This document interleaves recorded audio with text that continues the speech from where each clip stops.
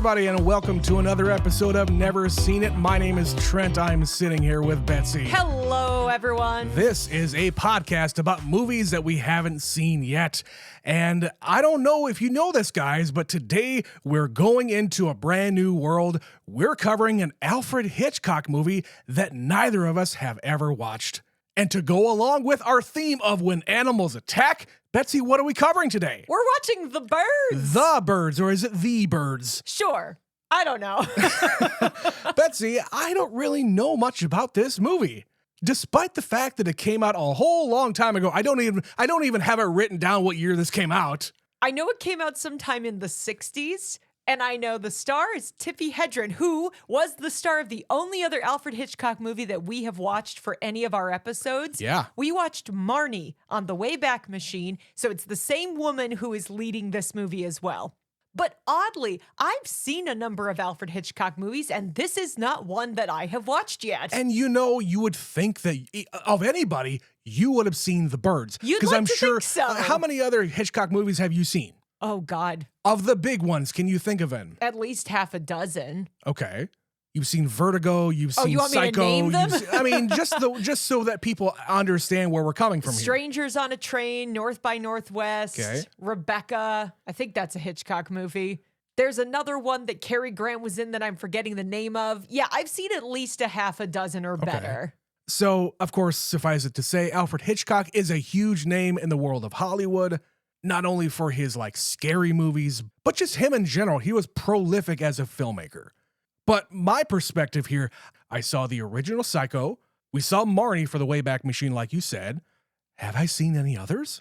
I don't think so. So this is going to be a new experience for me at the very least.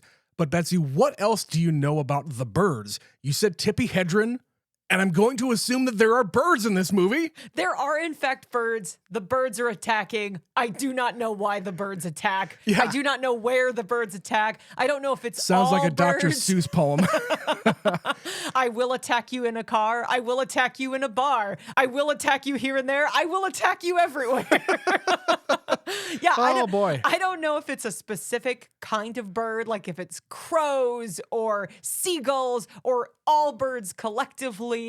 I don't know what triggers it, if it's science or a freak thing in nature, if this is like The Happening where no one can really explain what's going on here. It just happens one day.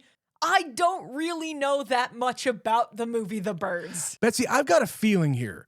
We're recording this before the big Oscar ceremony, so if you're listening to this after the fact, and if the movie won that I'm about to talk about here, congratulations. But I'm coming at this kind of like Sinners, where there is a story about the characters going in, then something happens to make the movie completely different, and now we're focusing on the birds.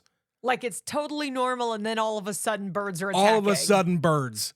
That's kind of how I'm approaching this. The tagline for the movie, all of a sudden, birds. Would have been a better title.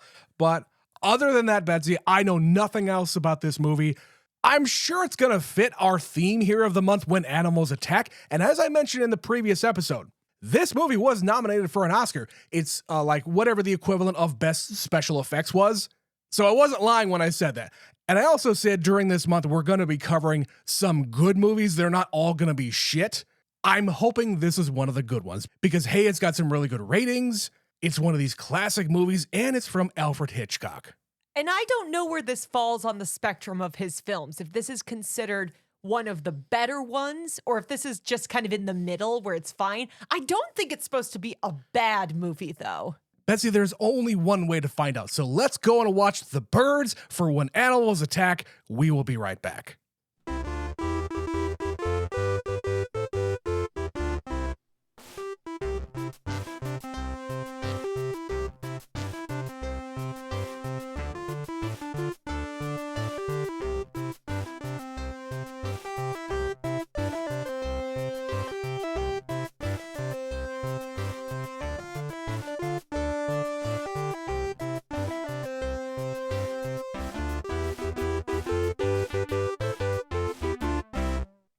And that was Alfred Hitchcock's The Birds.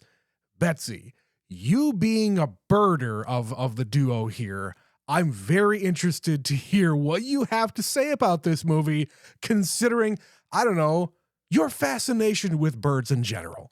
Yes, if any of you listeners follow me on social media on my own pages, I am known for drawing birds. I think they're interesting.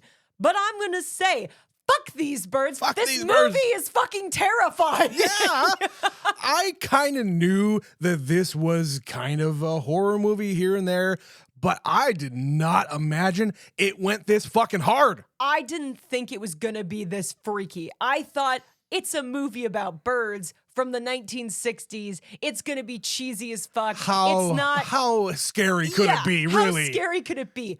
This movie is terrifying. From the mind of Alfred Hitchcock. Well, he directed it, but he did not write it. I don't know Well, who wrote this I'm movie, just saying- but fuck those people too. I'm just saying the presentation of such. Yeah, the master of suspense strikes again because it is the absence of any information.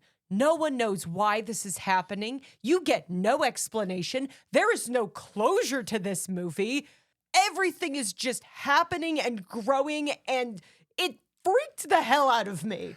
There is a sense of foreboding that is simmering at the surface here the entire movie. Because I don't know if you noticed this, Betsy, but there is no score whatsoever. The only music that is playing in this movie is when Melanie is at the piano playing something on the piano herself, and when the school children are singing in the classroom. That's the only actual music. And that made it so atmospheric and built the tension so much that I was holding my breath most of the movie. I could feel my fucking heart palpitating at certain parts. The only other sounds that are kind of in the ambiance are the birds. Didn't like that. Didn't like that one bit. At first, it was just here and there. It's the normal kind of sounds that you hear outside, and they sound like real birds. But as they start attacking, it is this like electronic, monstrous kind of sounds coming out of these birds as a group. Now, one thing that we had noticed in the opening credits, there is some kind of like electronic music kind of producer here. Back in 1963, that was a novel thing. Yeah, this is before the age of the Moog synthesizer. That was still a year or two off from becoming really, really popular. But it was the time where people were experimenting and doing more electronic music. But 1963 is extremely early to have any kind of electronic music. And there is technically a score because that's it. Yeah, that's it the is the music of the birds. movie. Yeah. Is the sound of the birds. And it gets so loud at times, and then it's just utterly silent the rest of it.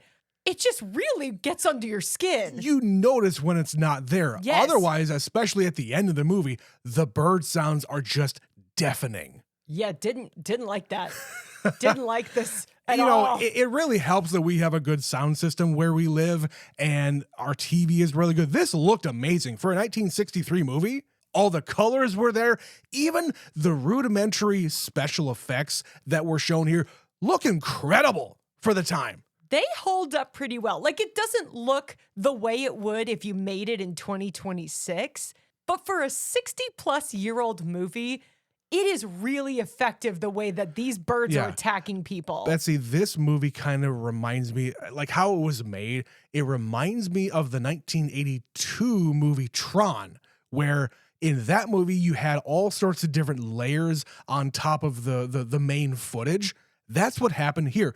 At some points in the movie, there are 32 layers of footage layered over the top of each other in order to have the effect of all of these birds happening at the same time, even though there are no real birds attacking. I'm sure it is readily apparent when you really study that one scene where the birds are coming in through the chimney.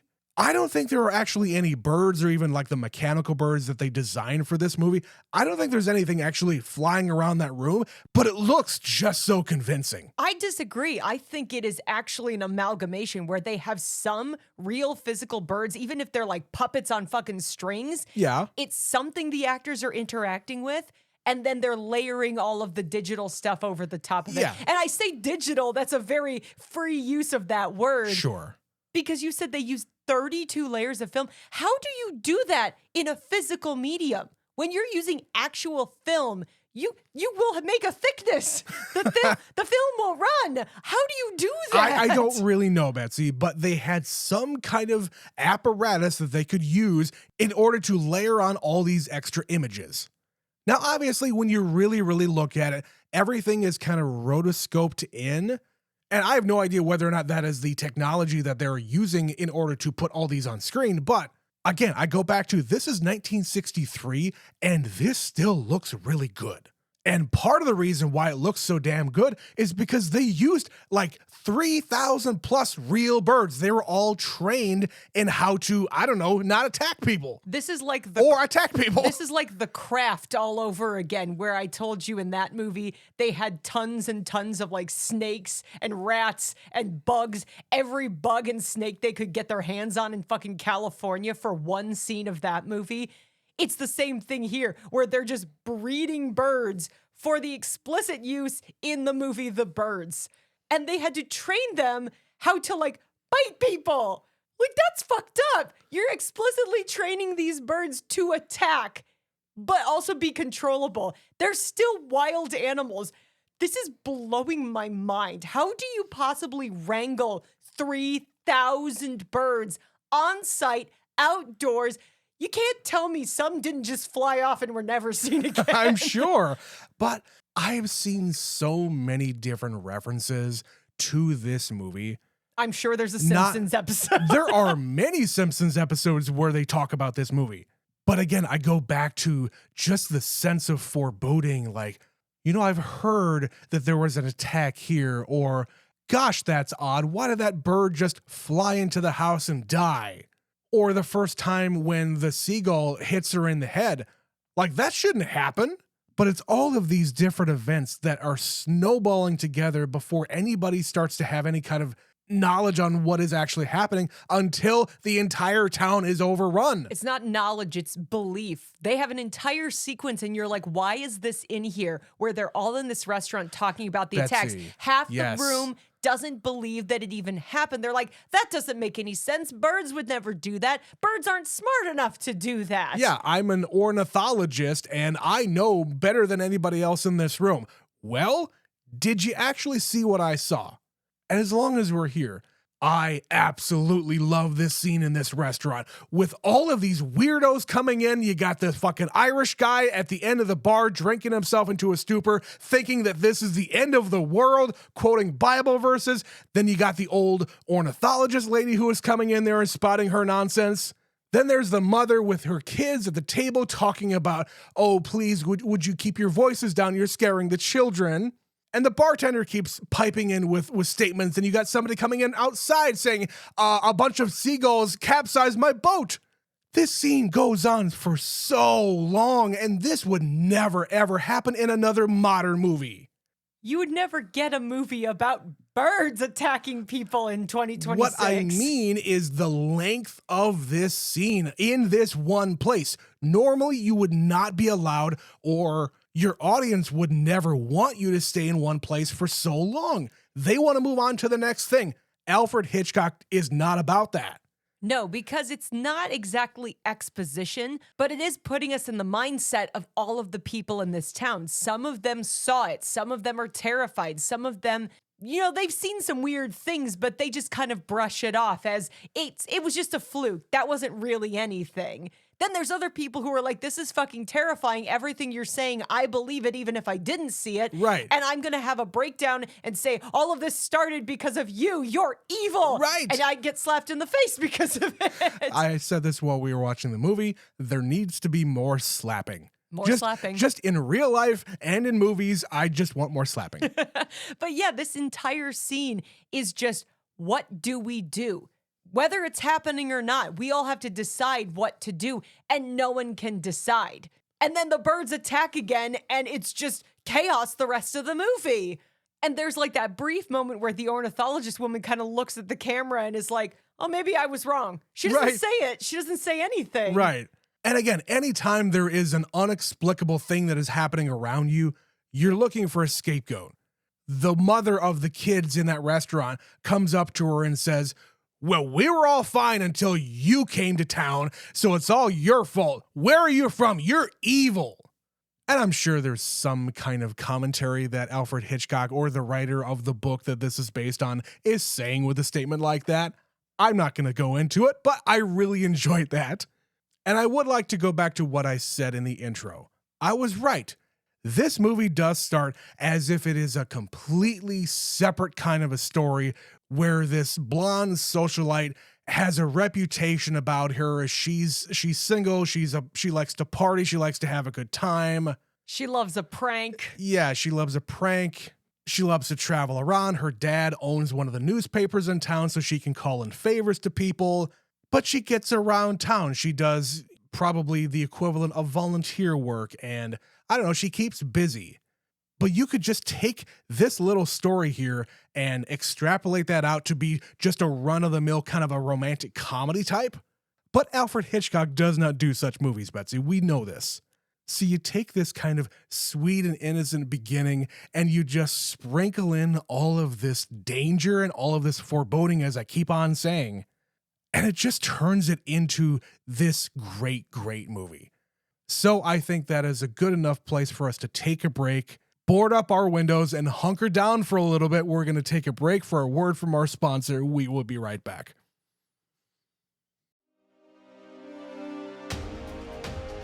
Critics everywhere are raving about patreon.com/neverseenitpod. Superfan Stephanie says, all this for $5 a month? Incredible. Phineas Butterfield of the New England Journal of Medicine calls it available content. Betsy's grandma says, what's a podcast? Don't miss your chance to experience this phenomenon. Join today.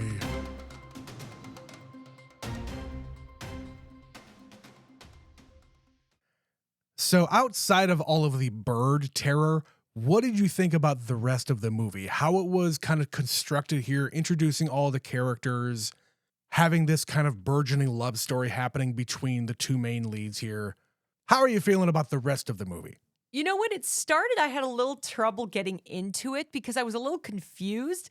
Like, this guy recognizes her on the street because he saw her in court because he's a lawyer. But then he sort of makes a joke like he wants to see her in prison.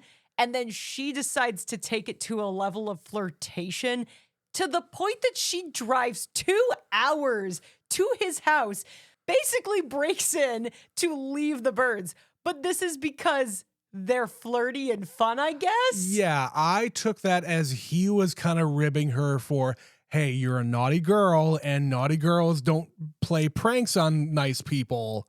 But I think it's all in good fun. So yeah, at the beginning, I was kind of like, what is happening here? But then when he spots her trying to get away as she has left the birds, and you see him peel out and drive all the way around the bay. And I was like, he's going to get there. He's going to get there before she crosses this water. And he's just standing there waiting for her.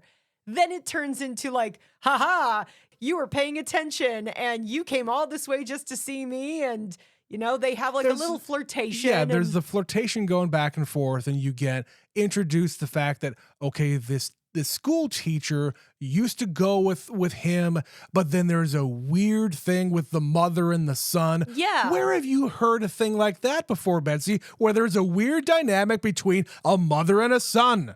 One thing I will say, Trent, Alfred Hitchcock likes making these movies with complicated women, really interesting female characters. Yep. They're never dull, I'll tell you that much. Yeah, when we covered the movie Marnie on the Wayback Machine, there are a lot of really dated things in that movie, but you can't say that the women in that movie, both the mother and the daughter, both of them are very interesting. And then obviously in Psycho, you've got a woman who is like having affairs and stealing money. And then, of course, the mother is really domineering. There's more to that, of course. You know, if you've seen Psycho, you understand. But then I start thinking about the other Alfred Hitchcock movies I have watched. And I'm like, yeah, he liked really complicated, interesting women. And Melanie in The Birds is no different. She is this blonde socialite type. She's introduced to us in a bird shop. You think, oh, she's there because she's going to get some birds for herself, but she's really getting them for an aunt or something. And then she just kind of goes along with the bit and pretends she works there, and she's just like grabbing the bird to show it to him. Yeah, she I has feel no like- fucking clue what she's doing. Yeah, I feel like this lady, she just goes with the flow, and that's cool. And then we find out later, like, her mom left. So she's Yeah. got some mommy issues. She also defends herself at different times. Like, there's a story in the paper that she was swimming naked in a fountain in Rome. Right. And The she's gossip columnists like to read about her because not only is she interesting to write about, but they're a rival paper that is not owned by her father. and she says, that story's not fucking true. Were you there? I had all my clothes on. I got pushed in there. Yeah, I was there. I was partying. And I was having fun. It was Right. just the people I was with. So they Right. paint an atmosphere of what she is like with all these stories about her. We hear from so many different people what their perspective of her is. And she at different times has moments where she defends herself.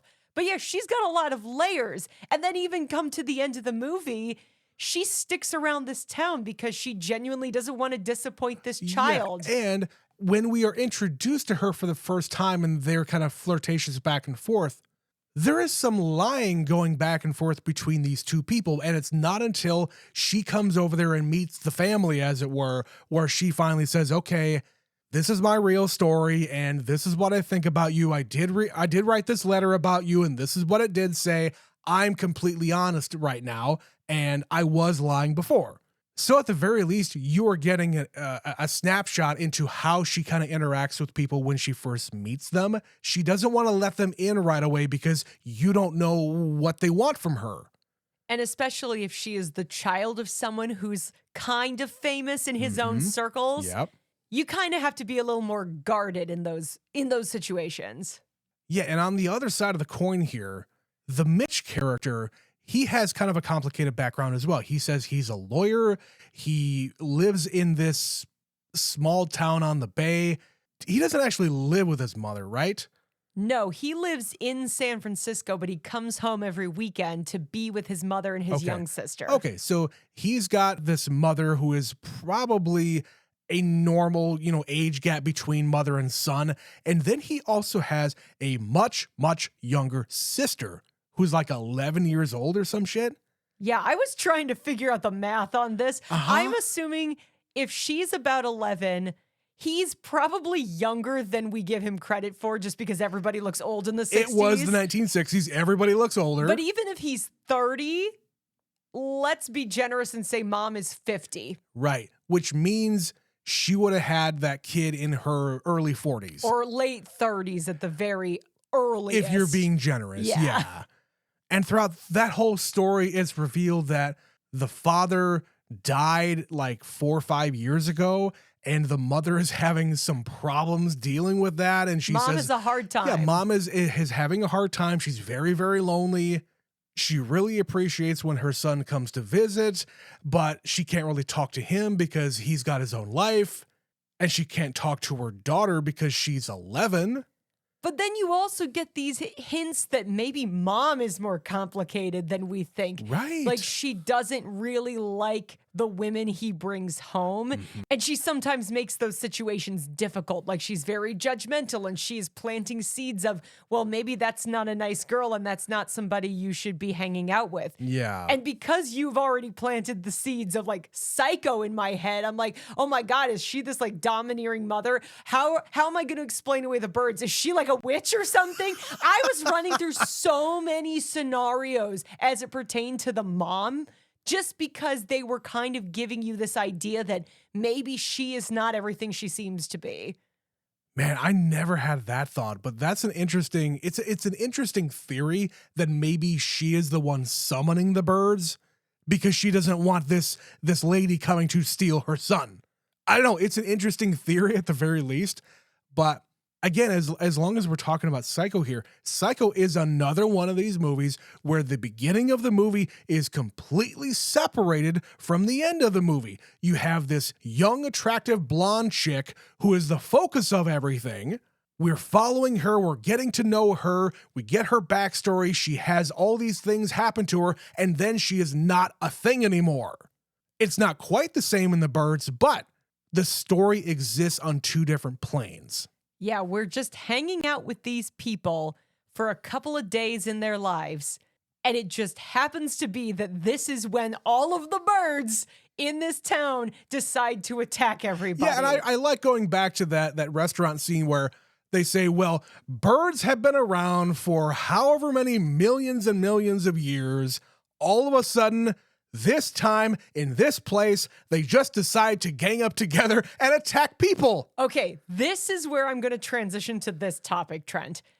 We talk every year about M. Night Shyamalan. Every summer, we try to work one of his movies in because you, when we started the podcast, hadn't seen a single one. You've now seen 5, I think? 4, I think. We're up to 4 or 5. I can't remember. The last one we watched was The Village. But I was thinking while watching The Birds, I know that M. Night Shyamalan fancies himself a bit of an Alfred Hitchcock. He's somebody that he admires. It's somebody he pays homage to. And watching The Birds today, more than any other movie, I was thinking about that because this one feels so much like an M. Night Shyamalan movie. Specifically, Signs. I was getting a lot of signs where there's things happening and people aren't really sure. And by the time they all decide it's real, it's kind of too fucking late. And one thing that you had mentioned when we were doing Signs is Alfred Hitchcock likes to just focus in on one part of the frame so that you, the audience, and the characters in the movie are staring at that one spot. And the other one I was thinking of, we haven't gotten to it yet because it's still a couple down the way for our viewing order. We're doing them in order. Next is Lady in the Water, if you're keeping track. But The Happening. Now, Trent, I know you know a little bit about what that movie is, but do you get that through line from The Happening to The Birds? I do. I'm not going to elaborate what I know about The Happening yet. We will cover that when we cover that movie. Needless to say, it's things with the way human beings have been behaving and how the world acts in response. Yeah, it is nature taking revenge on humanity. So more than anything, I was thinking of The Happening while watching The Birds, and I'm like, Jesus Christ, he really did love him some Alfred Hitchcock when he was making that movie. And just the fact that it isn't really explained in the movie why. There is zero inkling in this movie as to why the birds are attacking people. And it's only people as far as I know. I didn't see any other like dogs or cats or anything in the movie, so who the hell knows if they're just attacking people or if they're just going fucking nuts. Even on the radio, as the news is kind of leaking out of the surrounding area to get to the newsmen, even they're throwing up their hands and saying, well, yeah, these birds are attacking people. It's happened in a few different communities. So far, we haven't determined why. And then when the movie ends, Hitchcock intentionally left off the words "the end." He wanted us to say, well, it's not over. It's not over. Unending terror. We don't know what happens after this. They get out of this house, but do they get away? Are all of the birds everywhere? They give you a number. The woman who's the ornithologist says they estimate there's like billions of birds in the United States alone. Yeah. And if all of them decide at once that we need to be attacked, we don't stand a chance, Trent. And the way they act in this little community alone, oh my God, they go to some lengths. And they're fucking birds. Literally, the end of the movie is Tippi Hedren going up the stairs to this room. I don't know why the fuck she's going up there. Because Hitchcock told her. In fact, exactly. She told a story about, or he told a story about, I don't remember what. But Tippi Hedren asked Alfred Hitchcock, why would my character go up these stairs to this room? And he responded, because I tell you to.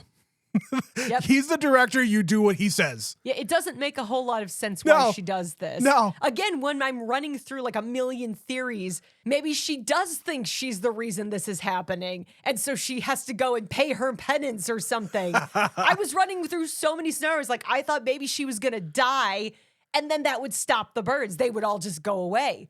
But no, she goes up there and gets almost pecked to death. She's carried out of there by Mitch and put on the couch, and she's just got this fucking blank stare on her face. She's almost catatonic, where she's been traumatized by the experience up there and possibly just clinging to life. I have no idea. Because, yeah, when she opens that door, first you just hear the sound of wings flapping. Sure. So she Even goes to before she opens the investigate. door, yeah. She goes to see where the sound is coming from. She opens the door. They have come through the fucking roof. They have ripped. Torn a fucking hole in the roof. It's like a 6-foot circumference hole, and that room is full of birds. And of course they attack her. Just the sheer moment when you look and see what they have done, I'm like, oh my God, we've already seen them busting through the glass and trying to peck through the door. Oh, them pecking through the door is so great. It's so scary. They are not going to stop. The birds are coming for you, Trent. You would think, and I know that these characters do think, well, we're in the house. We boarded up the windows. We boarded up the doors. We have a fire going, so if they come down the chimney again, they're going to get burned the fuck up. But no, they're coming in every which way. They're breaking glass. They're pecking their way through the doors. It does not matter. These birds will fucking get you. But again, we're left with the question, why? And I don't think that there is a real answer here other than, well, these birds are just getting revenge upon the humans because of their, I don't know, blasé attitude about the environment. I mean, it was the 1960s, and this was kind of the dawn of environmentalism where people were starting to care. Like when I was in high school, we learned about the book The Silent Spring, which was all about like pesticides and the effect that has on nature and specifically animals. It's called The Silent Spring because they, killed the birds, basically. So I have to think that there's some connection there, and it is the most obvious response. Nature is pissed off and it's coming for revenge. And when you're dealing with something like the fauna of the world, you can't negotiate with that. Yeah. What do you do? There's nothing you can do. Like the thing on the radio, they're saying, oh, we might bring in the National Guard. To do what? Exactly. Are you going to blow the place up? When they're having the conversation in the restaurant, they say, okay, we got this many billion birds just in North America. You don't have that many fucking bullets out there, even if you hit them every single time or you throw a rock at them. You know the thing about hitting 2 birds with 1 stone? You got to have a lot of fucking stones. And these are like kamikaze birds. They have no problem killing themselves to try to get to you. If we go to war with birds, we are fucked. As evidenced by how it goes for everybody in this little town. And Betsy, I know this is the reason why we are doing this series, not because just, hey, it's after the Oscars, we want to have some fun, but these movies really do ask some existential questions. On occasion. Yeah. It's the second week in a row we've said the word fauna. So if nothing else, I'm looking forward to the rest of our selection this month. Before we get out of here, Betsy, I know you got some scenes that you want to talk about. I got some too. You go first. I did not know until we started watching the movie that Jessica Tandy is in this film. I only know Jessica Tandy as a really old lady. Late 80s is when I know her from Driving Miss Daisy and Fried Green Tomatoes. And we watched Cocoon last year. That is the Jessica Tandy I know. And it's weird to see her not young, but younger. This is the youngest I've ever seen her. Sure. And I would agree with you. I've only ever seen her in a couple of different movies as an older lady. Of course, she died in 1994, I think. Somewhere around there. Yeah. But, looking at her in 1963, I mean, you take like 5 or 10 years off of her and she's just as attractive as anybody else. Because as we're saying, she's the mother of an 11-year-old, but also presumably like a 35-year-old. I really don't know how old this this guy's supposed to be. Again, back in the 60s, people look haggard back then. I'm not saying anything here other than that. But, people our age get about that gray sometimes. I'm almost there myself, Trent. I think I'll be there soon enough. Oh, come on. But anyway, yes, Jessica Tandy being in this, it was interesting to see her as a younger actress, and she's really good in it. Oh, yeah. As I said, she's doing this thing where I am almost suspicious of her because the movie is painting her to be that way sometimes. But for no other reason than she's just really struggling with the death of her husband and she's really attached to her son. Also, she's Jessica Tandy. She's a very good actress. Also that. So you think, well, there's something about her. She's Jessica Tandy. Clearly something's going to happen with her. Well, not really. She comes upon this fucking body of a friend of hers. I don't even know why she's going there. It's the farmer. So basically, she is trying to feed her chickens. The chickens won't eat. Oh, it's that guy. And she Okay. has that phone call with the guy who sold her the feed. And he says, oh, well, this other guy also is having a problem with his chickens, but he has a different kind of feed. Right. So she takes it upon herself in the morning to go and see this farmer. This was one of the things I did want to talk about, because it's like mid-morning and the farmhand is out there and he says, yeah, he should be in the house. I haven't seen him yet today. As somebody who grew up on a farm, that should be all kinds of ringing bells and red flags. Yeah, a farmer should be out in the fucking field or doing whatever he's doing by 5 o'clock in the morning. Yeah, if the farmer has not emerged by the middle of the morning, something is wrong. And she goes and investigates, and he's at his fucking eyes pecked out. Yeah. And she runs It's a screaming fucking from the murder house. scene. Yeah, that was another sequence where I'm just like, Jesus Christ, this is insane. And the way, Betsy, I have to talk about this. The way he is framing the dead body in the corner, you first see it and you don't really know what you're looking at. And then he kind of crash zooms into the next frame, and then he crash zooms again all the way in.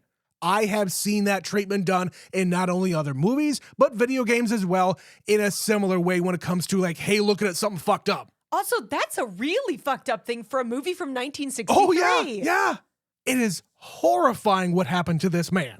And then she takes the fuck off. Like the way she was barreling down that road in that old pickup. She doesn't say anything to the guy who was by the tractor. She hops into the passenger door of that truck in order to get inside of it.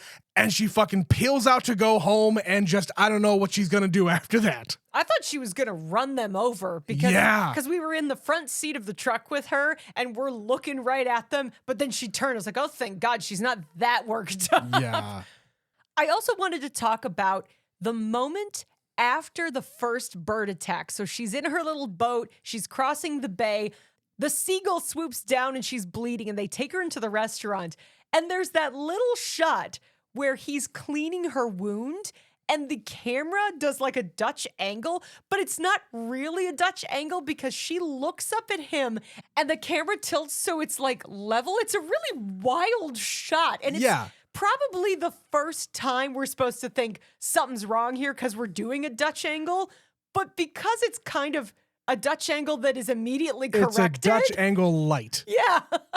Yeah, we both noticed that almost immediately when it happened. Like, wait, what's going on here? What's going on here? Another thing that we kind of noticed here, there's a couple of different moments where people are on the phone. The first time is when the mother is on the phone talking about the chicken feed. And the other one is where Melanie is at the teacher's place and she's on the phone with the guy. We get two different shots here of people on the phone where there's another person in the room with them kind of listening in on the conversation. But in both scenes, you got the people in the background kind of doing something else, but they're also in focus at the same time. They're just kind of doing a little business in the background. They're hearing the whole conversation. Yeah. It's just kind of an odd framing because normally when you have a focus on one person who is on the phone, well, like in modern movies, we get both sides of the conversation. In this movie, you just get one. But you are filling the frame, so you're getting information. It's just more subtle information. Right, and you're just focusing on the one person on the phone. Why would you care about anybody else in the room? Well, in the case of the teacher, she's already just had her big speech about how they used to date, and that's the whole reason she's here. Right. She dated this guy, and I'm really over it, but also She's still kind of hung up on him. I'm still kind of hung up on him, yeah. I keep hanging around this one-horse town just to be close to him. But in the other scene, they're like smoking cigarettes and having a drink in the parlor. But at the same time, there is this overhanging concern about birds in general because of all the things that already happened in the movie. But anyway, Betsy, did you have anything else to talk about here? I only have one more thing. I have three things. One, I loved when she was driving to this little town and they show the birds that she bought in the cage, and they're clearly fake birds, and they're just leaning in the cage as she drives erratically down the road. Betsy, that was my one thing that I wanted to mention. That was just really funny. Perfect. That made me laugh. When the birds, after the birthday party, like pour into the house, I think that's when it happened, where they are just coming down the chimney and attacking everybody. Yeah. I wrote down, that is an unreasonable amount of birds. I also really appreciate how fucking dumb the cop is in that town. It's like, well, that could have been this. Birds are attracted to light, you know. Maybe you should turn off your lights. We assumed that guy was murdered, and then the birds just came in afterwards. Right. He's very good at his job, very thorough. Makes an assumption, makes a theory, and then just sticks with that instead of it's the birds. And the last thing is, we haven't talked about the man who got blown up when he was smoking a cigar. Yeah, there was an explosion in this movie, and that is where everything goes fucking apeshit. The guy or bird shit, excuse me. No, stop. The guy filling up the gas tank gets attacked, and then they just let the gas pour onto the ground. Nobody turns it off. Nobody stops it. It pours all the way down the hill, and everyone in the restaurant is like pounding on the glass like, don't, watch Betsy, out. did you also get the feeling here that the gasoline was kind of like blood? Like blood was coming out of this body and it was just draining out everywhere? I didn't get that, but the fact that there's just gasoline everywhere and nobody does anything to stop it until it's too late, and then there's a goddamn explosion in this tiny community, and you get that really wide shot where you're far, far away, and you're from the perspective of the birds coming in. They now have a fucking beacon to really focus their energies on. Beacon? Stop.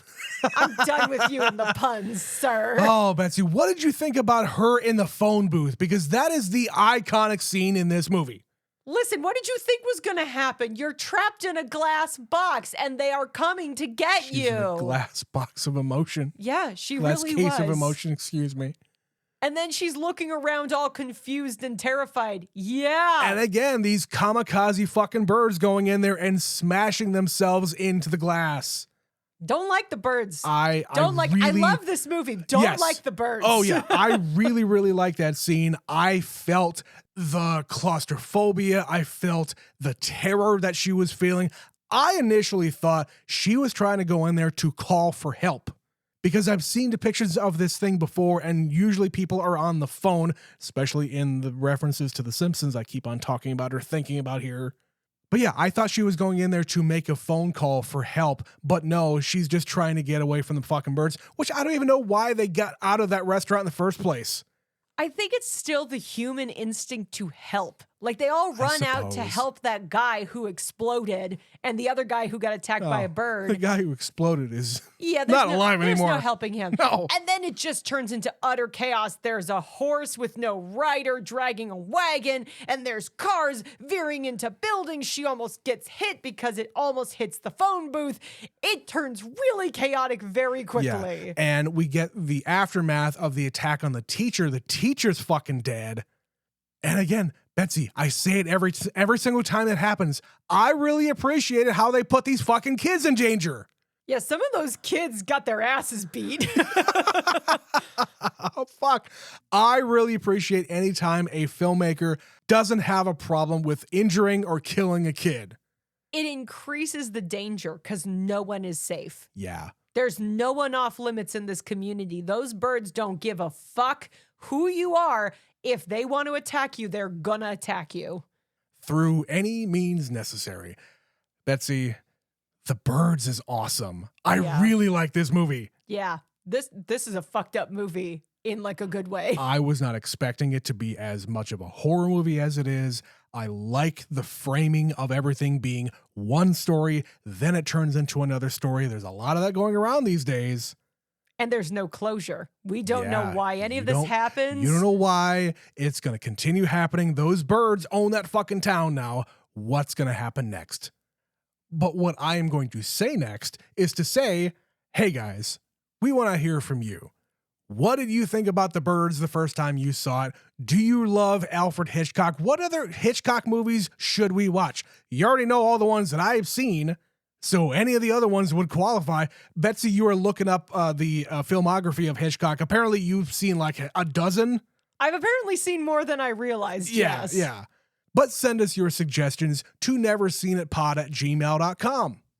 If you didn't know, we put out our Oscar ranking special a couple of weeks ago where Betsy and I had a spoiler-free conversation about all 10 Best Picture nominees this year, and we both gave our rankings. So if you are curious about any of the Oscar-nominated movies this year, go back 2 weeks and listen to that special. You still got a whole week until the Oscars. We put it out early because we finished so soon this year, which never happens. Yeah, but Stephanie, our superfan, is still catching up, and we got a couple of emails from her regarding some of those movies.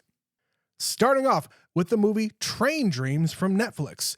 She says, this movie was so beautiful, the cinematography is beautiful, the acting is beautiful, the story is beautiful. I'm so glad I watched it. I don't know if this movie hit me really hard because my husband has been on work trips 2 weeks in a row and we're looking at more in the next month or two. But this movie is now stuck in my head and my heart. I agree that Joel Edgerton deserves a nomination for this one. Damn, he was moving. Yeah. I touched on that in our Oscar special. Uh-huh. I will We not... didn't talk about it in the episode, but... Well, we did, but I got more specific in the Oscar special. Indeed. She says, every character that you meet is so captivating, and you feel Grainer's feelings when he is talking to them. She says, I also think that the narrator really works here. You could not do a first-person narrator because who on earth is he talking to? And without any kind of narration, I think you would mind some of the beautiful prose. I am so glad this was nominated. Love you guys from Superfan Stephanie. Yeah, it's the probably least known of the movies outside of the international nominations this year. I suppose, But yeah. I'm so glad it was included. It's a beautiful, beautiful movie, and I cannot recommend it enough. Moving on to the second email from Stephanie. This is about Begonia. She says, so I liked most of this movie. The only thing I didn't like was seeing, excuse me, this is going to be full of spoilers. I'm just going to read this. If you don't want to hear about spoilers about Begonia, please skip this email. She says, the only thing I didn't like was seeing her on the ship. It was jarring and bad. I would have preferred to have some of the groundwork laid as to, quote, if the queen lives, the hive will collapse, unquote, or if you can't control an experiment, it is best to abort. Yeah, you kind of have to be all in on her being a fucking alien and have it just wash over you and just be surprised at the concept. After that, she says, then all you see is her disappear and then everyone is dead. Leave all the space shit to the imagination. Showing it to me really took me out of it. But you know, that's just Yorgos. If you're going to have an alien in your movie, if anybody's going to show you the alien and how the aliens are, it's him. It's also the punchline of the movie. If you don't have it, is it as effective? I guess Stephanie would say no. But she also says, the characters are so well written, and you really don't know if Michelle just sucks or if she is an alien until the end. Teddy is so well acted and has been through so much that he is definitely understandable. Donnie is so sweet and innocent, and I just want to save him. I clocked the, quote, warble during the Michelle and Donnie scene and read it as her trying to control him or maybe make him feel bad about holding her. Is it possible that she is making him feel bad and his hormones are making him feel so much worse, and that's why he does what he does? Yeah. I mentioned it in the episode. I noticed something in that scene where Donnie does something, and prior to when he does it, I saw something coming off of her. And obviously, I haven't had a chance to rewatch the movie yet. We've been very, very busy, and we haven't been allowed to yet. But if nothing else, I want to rewatch that scene. Anyway, back to the email. The cop sucks. I think he is just unnecessary. Yeah, I agree. Yeah, it's just adding more to the trauma, basically. She says, the acting is phenomenal. Why is Jesse Plemons not nominated? I have not seen all of the nominees yet, but he is so good. The screenplay is great. It is not my favorite for Best Picture, but I understand the nomination. I also watched Blue Moon, which is nominated for Best Original Screenplay, and Ethan Hawke is nominated for Best Actor. Both, I think, are well-deserved nominations, and if you haven't seen it, I think you would enjoy it. Ethan Hawke is fantastic, and overall the movie feels like a play, one setting, one night, and I really liked it. Love you guys from Superfan Stephanie. Well, we've still got, at the time of this recording, a couple of weeks where I would love to squeeze in a couple of those movies that got nominated. Not to cover, but just to watch. Just to watch them, yeah. And we have been talking about Blue Moon being one of those, so there you go. We've got to vote for Blue Moon. Yeah, we'll see. I mean, you have been very busy. I have been very busy just this week, so maybe finally after this week, we're going to have some extra time here to just watch some movies. But again, as a reminder, go back and listen to our Oscar special from a couple of weeks ago. Go back 5 other years and listen to all of the Oscars specials because we've got a lot of them. But of course, if you would like to be like Stephanie and be a super fan, send us your thoughts to neverseenitpod@gmail.com. If you really want to be a super fan, go to patreon.com/neverseenitpod, where for $5 a month, you get access to our extra special bonus content that is only for our super fans. Including our episode on Marnie. So if you're here because we're talking about Alfred Hitchcock, we do have an episode over there you can check out. Good callback, Betsy. Go to Patreon, sign up today, $5 a month, you get access to the entire catalog. But Betsy, we've got a lot more animals that are going to be attacking us this month. What are we going to be running from next week, Betsy? Well, we're going from the oldest entry into this series to the newest entry because we're going back just a few years to finally watch Cocaine Bear. Cocaine Bear is up next. God, I have been wanting to watch this movie forever. We haven't found a place for it until now, so come back next week for Cocaine Bear. Until then, my name's Trent. My name is Betsy. We'll catch you next week for Cocaine Bear. Bye.